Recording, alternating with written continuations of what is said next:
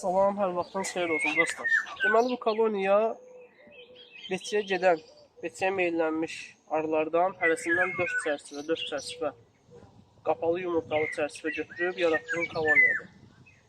Koloniya o qədər güclü oldu ki, yəni arılar doğuldu, sonra korpus atmalı oldu. Qabarmış pətəklərlə atdı. Korpus atdıqdan sonra ana arı mayalandı, gəldi, başladı yumurta atmağa. Hal-hazırda yəni yumurta atır.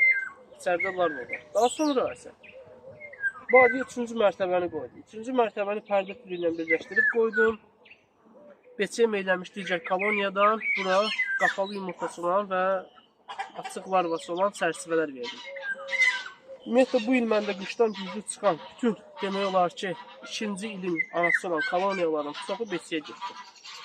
Mən də 2025-ci ilin mayalanmış, yaxşı yumurta atmağı olan, ana arısı olan koloniyalara həmin Beçiyə getmiş, meyllənmiş koloniyaların yumurtalı çərçivələrini verdim ki, daha güclü koloniya həm də Beçiyə getməsin. Arxayan olum ki, Beçiyə getməsin.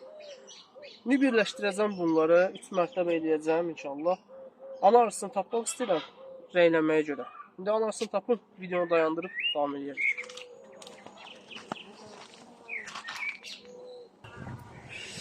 Deməli bu bizim bu ilki anarımızdır. Öz yetiştirdiyim anarıdır bu. Bu da bakvasının mələzidir.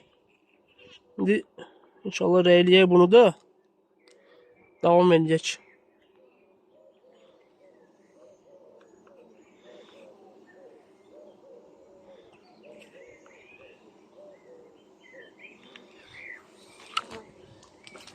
Deməli koloniyalarda, güclü koloniyalarda ən azı 60-80 min və yaxud da daha çox arı olmalıdır ki, nəzəriyyəyə görə, yəni oxuduğuma, baxdığıma görə olmalıdır ki, arı normal bal verə bilsin, yəni məhsulu götürə bilsin.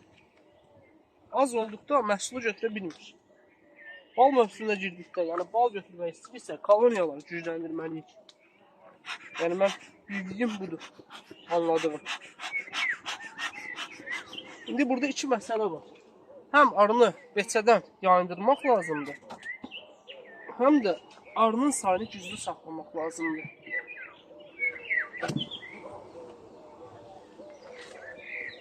Yəni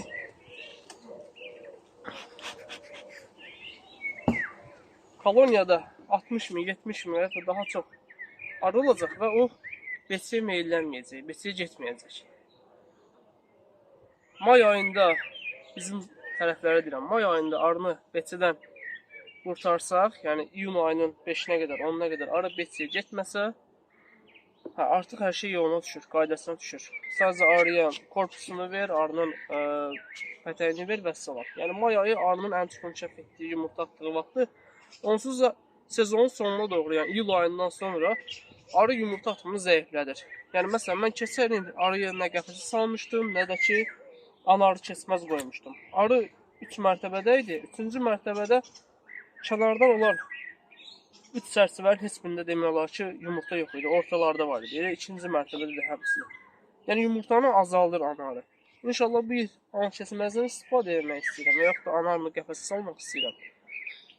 Görmək istəyirəm, təcrübə eləmək istəyirəm, görüm nə effekt verəcək.